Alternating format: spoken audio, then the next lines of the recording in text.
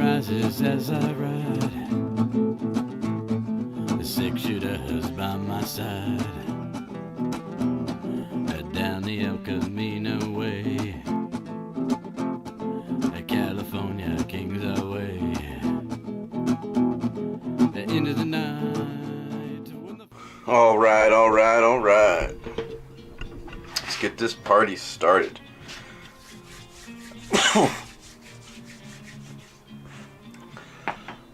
Well, hola, senoritas and caballeros.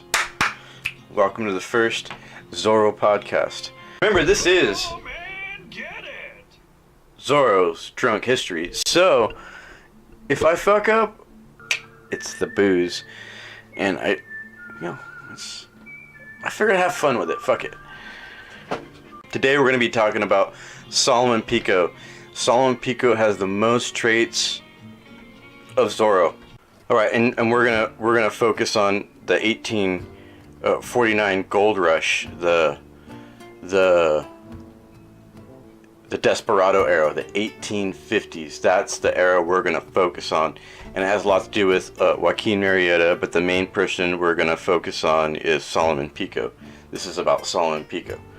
Although, when you know, Joaquin Murrieta, and like I said, a lot of Don's family members, like the Carrillos, the De La Guerras, the Picos, the Codas, you know, the Ramirez.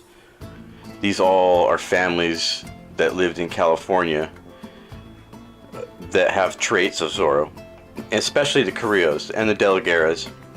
Some of the northern parts, like San Jose and Avganda, Murphy's, you know, that's part of the more of the Murrieta part of it, but it all coincides because that's where Salomon Pico was. He was up in that part of the area during his land got taken over, and his wife was very similar, was beaten and raped, not killed, but beaten to the point where she had to go to a mission where she died later on. I don't know if it was days later on or weeks later on. I'm pretty sure it was days. She got pretty much beaten to death, and he took her to...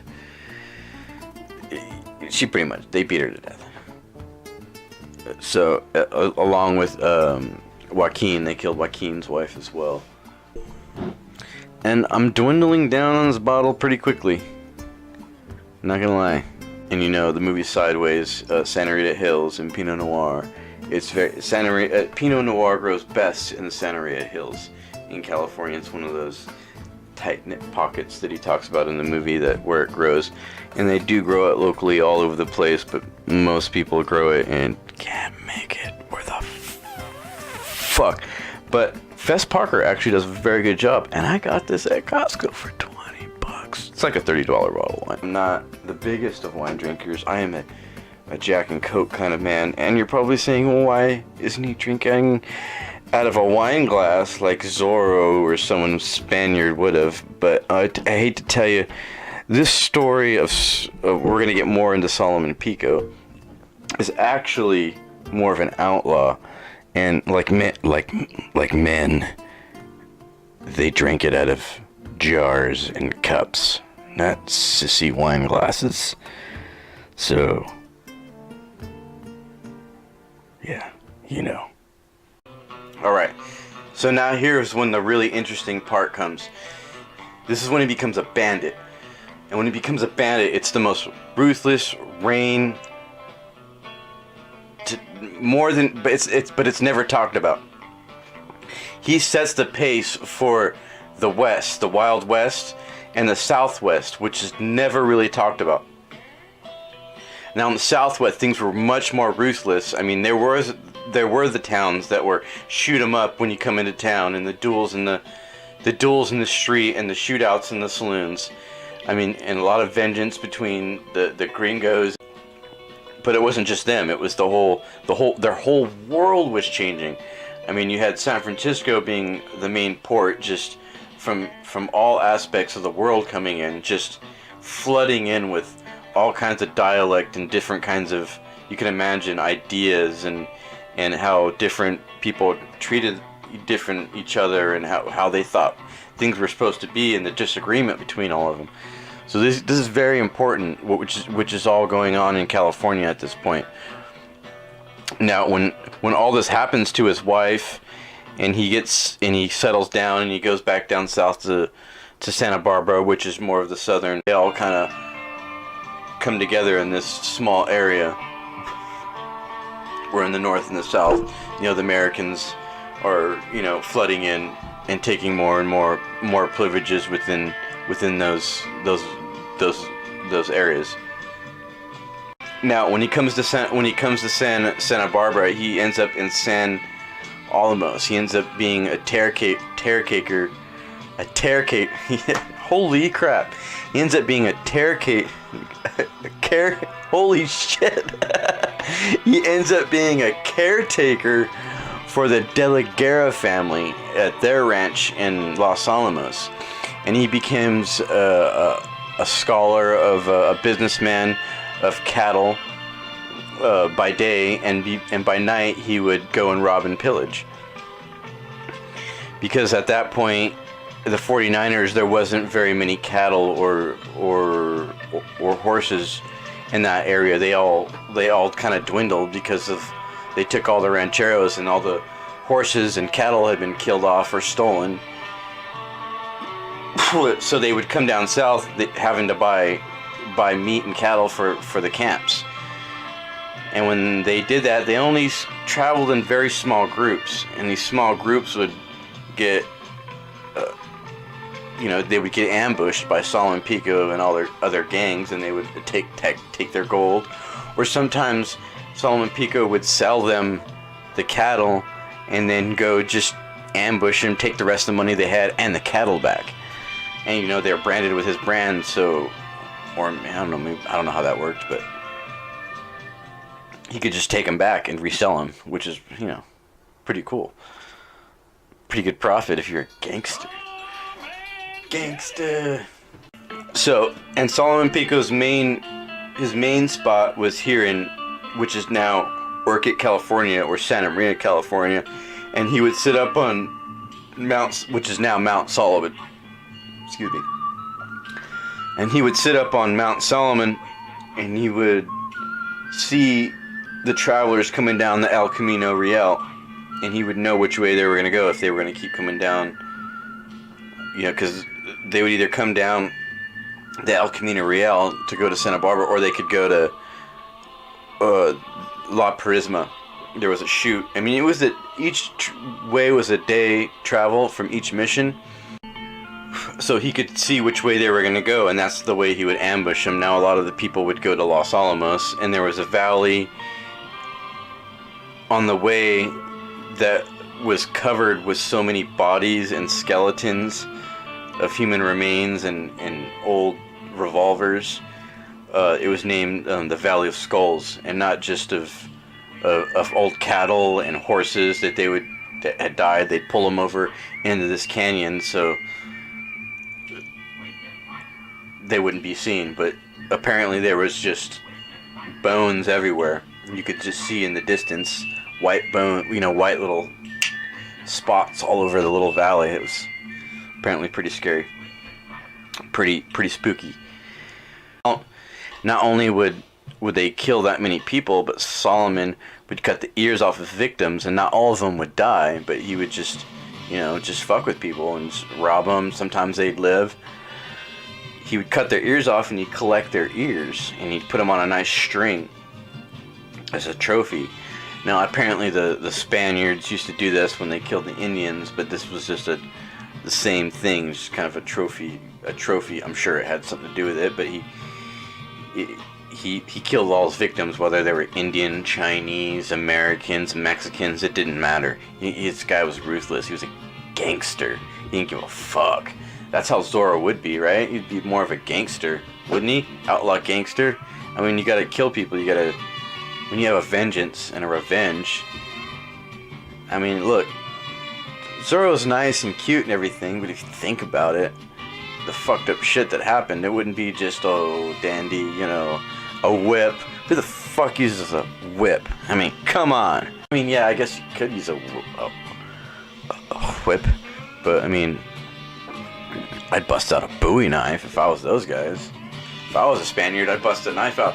Oh wait, could be wrong, but are Mexicans known for stabbing people? Alright. Just say it. A whip. Never got the whip. No, but they're horsemen, and they did horse race. And that was another cool thing about Salomon Pico, is that he did horse race. There's accounts of him horse racing. It wasn't a joke. I mean, that's what he did. And when he horse raced, what he did was he would set up fresh horses along the trail, and then he would just, when his horse would get tired, he'd just, boom, go to the next place, boom, just fresh horse, boom, go to the next place. And that's how he'd win a lot of his races.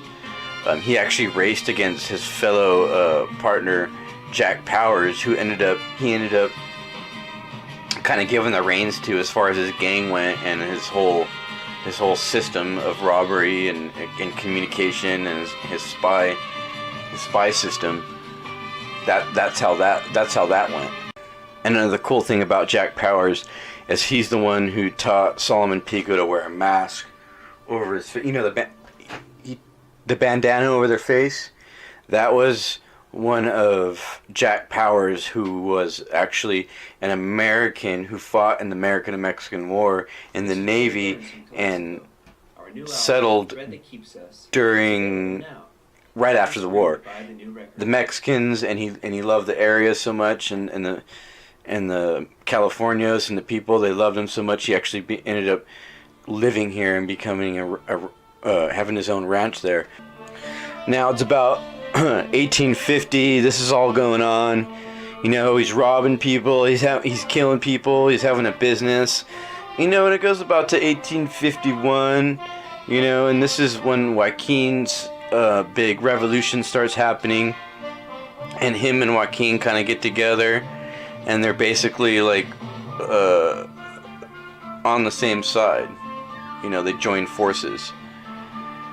Even though I think Pico was more of the leader, the actual leader of all the bandits. To me, Salomon Pico is the king of the bandits, because his era ends at 1860, and he's the one who got the whole thing started. The Desperado era in the 1850s, he started it. It was his revolution, and then Marietta kind of took it to another level. And after Marietta died, that's when things kind of went south. That's when he kind of gave the reins to Jack Powers, kind of took a back seat. Even though he was still in the area, he would travel back and forth through LA. About 1851, when Salomon Pico really involved himself with the law, the American authorities.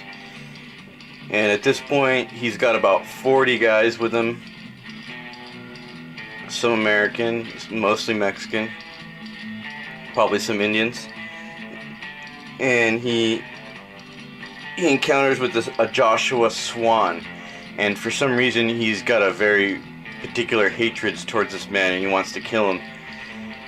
And Swan owns a ranch up in the Monterey area, which San Jose, and that was pretty much his home and where his family resided. So I think he found kind of a fence that Swan he's an American and owned a ranch then.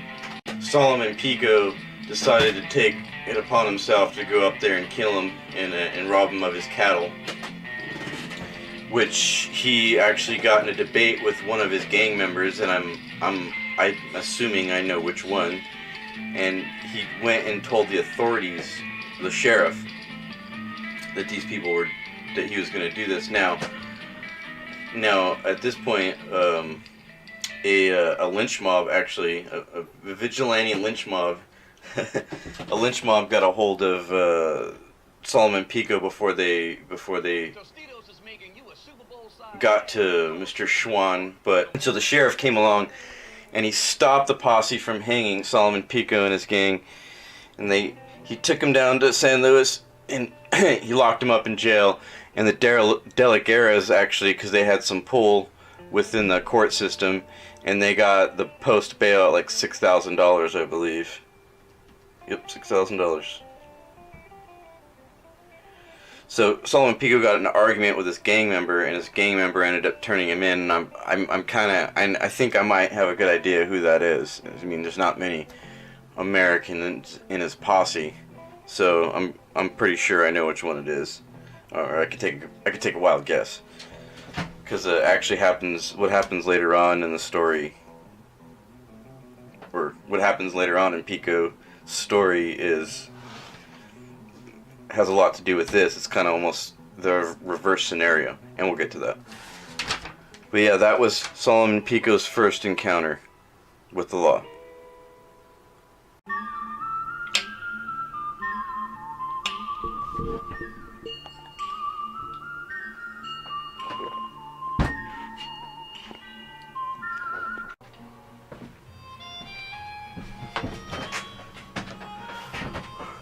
Alright, next about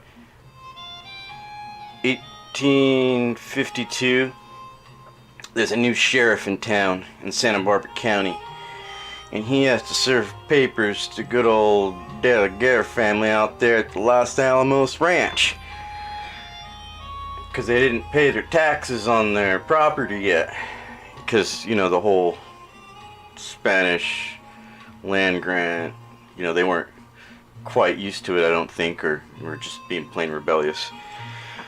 But he went up there to go serve the papers, and on his way back, he encountered a fellow on the side of the road underneath there of an oak tree. And as soon as he spotted that person, he knew exactly who it was.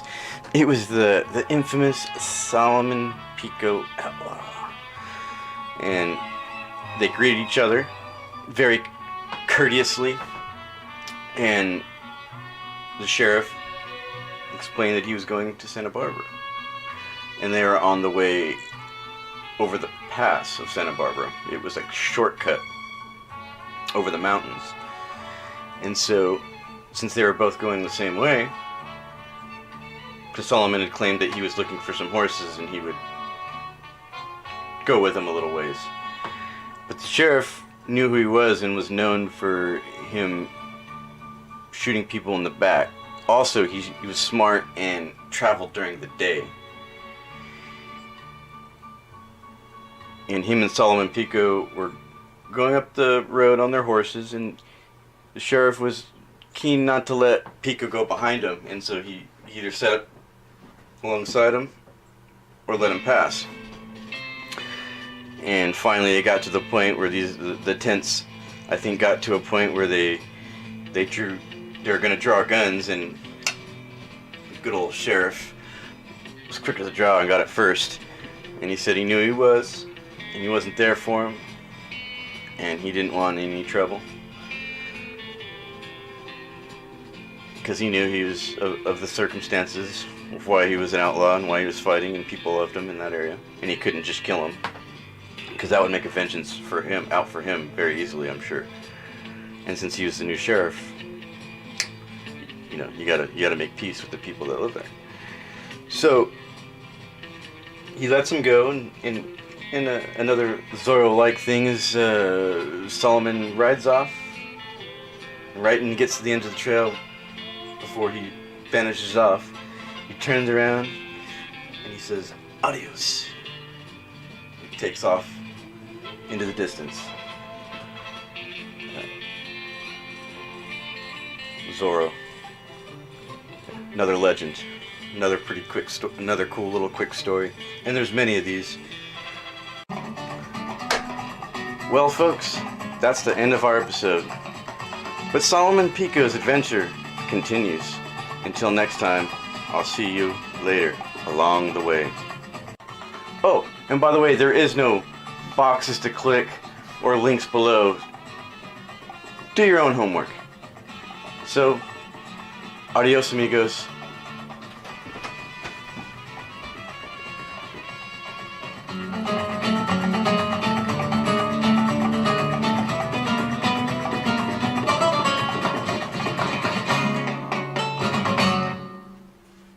Oh, and there is one last thing I did forget to mention.